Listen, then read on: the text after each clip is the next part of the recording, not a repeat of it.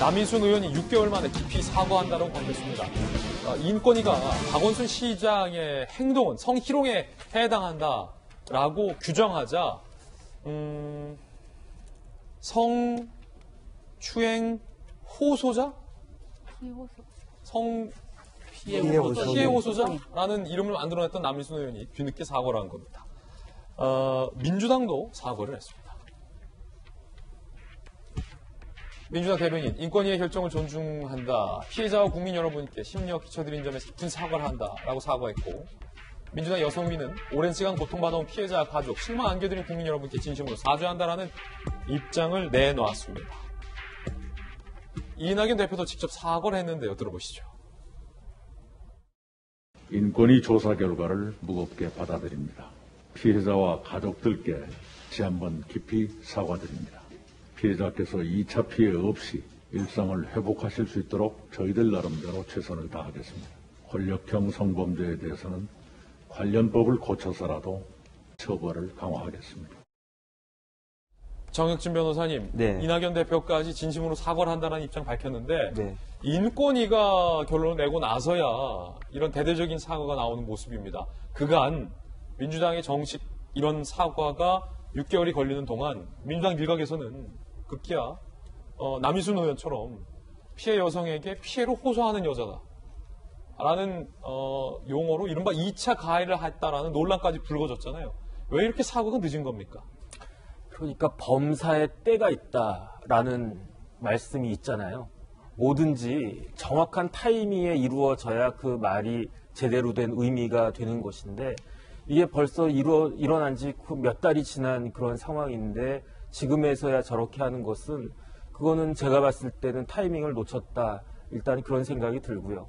그다음에 제가 인권위의 그 발표문을 한번 읽어봤어요. 이게 한 10페이지 정도 떠 있더라고요. 그래서 제가 한번 쑥 봤는데 그런데 저는 좀 이상하다고 생각하는 게 인권위에서는 뭐 피해자의 말이 뭐 원론적으로 맞다 이런 식으로는 그 결론이 나와 있던데 이게 과연 성희롱이냐 그런 생각이 사실 좀 들어요. 인권위 조사 결과 자체가 이게 좀 그 정확한 건가는 의심이 드는 게 이게 단순히 성희롱 정도 상황으로 무마가 될 수 있는 것이냐.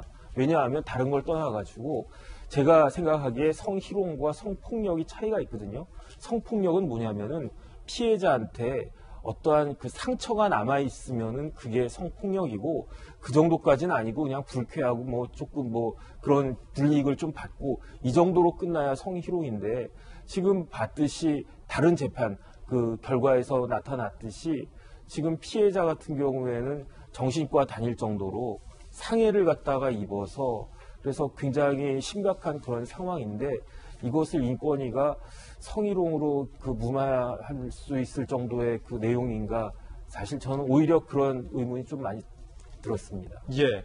그리고 피소 사실 유출 논란에 휩싸였던 남인순 의원도 SNS에 이렇게 사과를 했습니다. 인권위 권고사항이 충실히 이행되도록 최선을 다하겠다. 젠더 특보에게 불미스러운 일이 있는지 물어본 것뿐이다. 라는 입장 되풀이하면서 상당히 혼란을 야기했다. 불찰이었다. 피해자에게 깊이 사과드린다. 라고 피해자라는 용어를 썼군요. 그런데 지난해 7월 남인순 의원은 이렇게 이야기한 바 있습니다. 들어보시죠. 젠더폭력 대책 TF 위원장으로서 반복된 사건에 무거운 책임감을 느낍니다. 피해 호소인이 현재 느끼고 있을 두려움과 당혹감에 마음이 아픕니다. 피해 호소인이 겪었을 고통에 대하여 위로와 사과를 드리며 자, 이에 대해서 피해자 측 입장은 뭘까요? 들어보시죠. 저희 중에 누구도 그 분이 피해자에게 사과 의사를 전달하고 싶다라고 연락을 받은 사람이 없어요. 그 피해자에게 먼저 사과 시도를 해야겠죠. SNS에 사과한다. 피해자의 일상으로 돌아가는 것을 지원하겠다. 굉장히 저는 공허한 얘기라고 생각을 합니다. 남인순 의원의 뒤늦은 사과에 대해서 야당의 또 여성 비대위원 김연아 의원께서는 어떻게 보십니까? 저는 너무 저 사과가 가볍다고 생각이 됐어요. 이미 때도 너무 늦었지만 사과의 진정성도 느껴지지 않고 또 국회의원들은 사과를 하는 방법이 여러 가지가 있습니다. 어제 소통관이라고 해서 정론관에서 기자회견을 하듯이 하는 방법도 있고 또 저 피해인에 대한 변호인 단체를 찾아가서 또 본인이 여성단체 출신이었으니까 근데 한번 사과를 보십시오. SNS에 그냥 몇 줄의 말로 했습니다. 저게 정말 진정한 사과일까라는 생각이 들고 저는 특히 이제 요 며칠 논란이 됐던 정의당의 성추행 관련된 대응을 보면서 민주당의 대응이 너무나 화가 나고 또 너무나 실망스럽고 이렇게 더 비교가 돼서 좀 마음이 아픕니다.